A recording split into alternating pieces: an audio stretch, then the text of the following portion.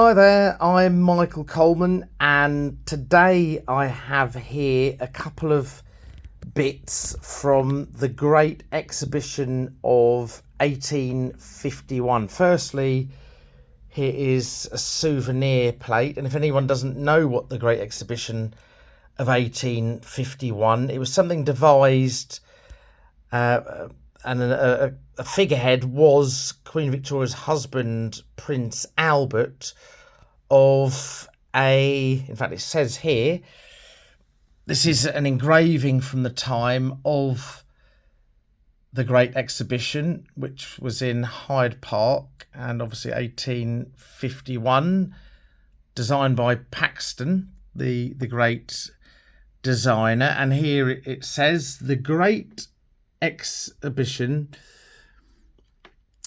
of the industry of all nations. So it was obviously during the Industrial Revolution, and anyone from any nation could come and display their wares. So it was full of steam engines and I think toilets.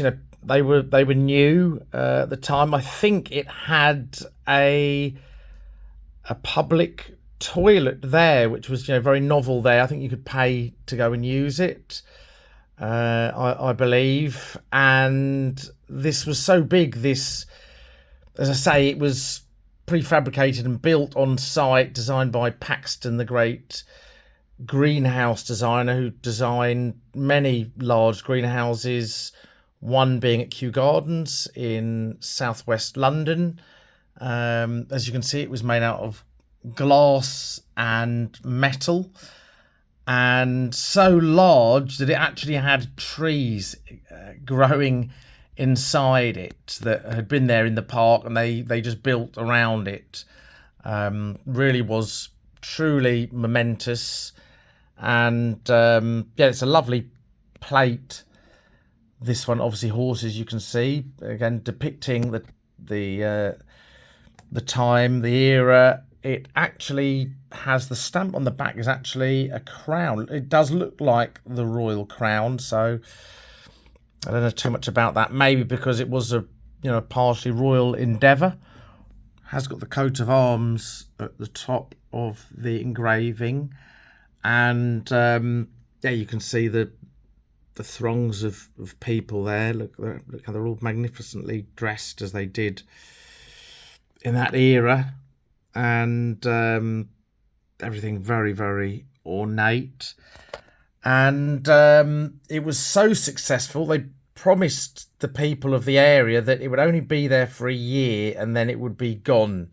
So they wanted to keep it open, but obviously couldn't there. So they found a place atop Sydenham Hill in southeast London, and endeavoured to move it and enlarge it piece by piece to Sydenham Hill, with what became known as the Crystal Palace. That's how we know Crystal Palace as being Crystal Palace, because it had this palace of crystal atop, and it furnished that spot then at Crystal Palace at the top of Sydenham Hill, till sadly, very sad, in 1936, it burnt down. There was a fire. It had slats in the floor. They think that rubbish had fallen through the slats underneath, and something had caught those alight, and unfortunately it took, and it went right across the underneath of it and burnt all night. The flames were so large you could see them apparently from farther afield as France, the glow in the sky.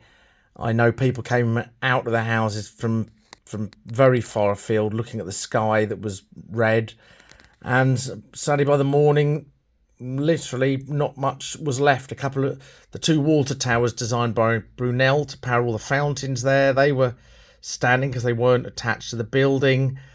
But sadly, that signalled the end. The park is still there. It has features from that era. The Victorian dinosaurs at the bottom, the terracing that the palace was on at the top, at the highest point, and various statues.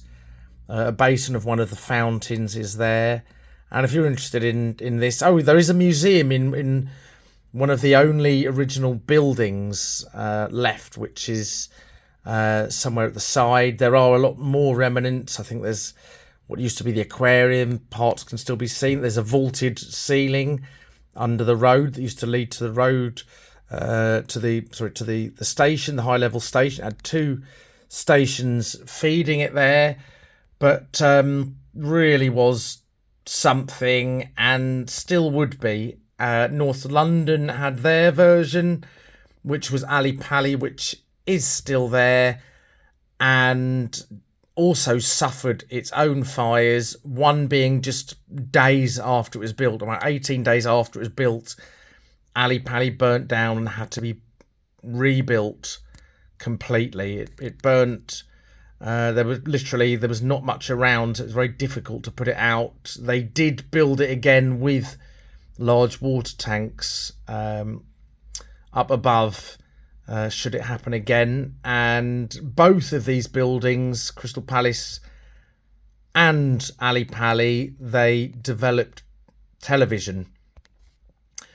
Some conspiracy theorists claim that Crystal Palace was burnt down to put an end to, I think it was Baird, who had a studio there and a laboratory where he was doing his work, and thus the work at Ali Pali went on, and the first television was made and produced and worked there, and subsequently BBC were there for many years. You can still see the studio at the right hand side with a tall mast atop, which supposedly will be opening as a museum for that early era of TV at some point, and could be pictured on broadcasts of that era.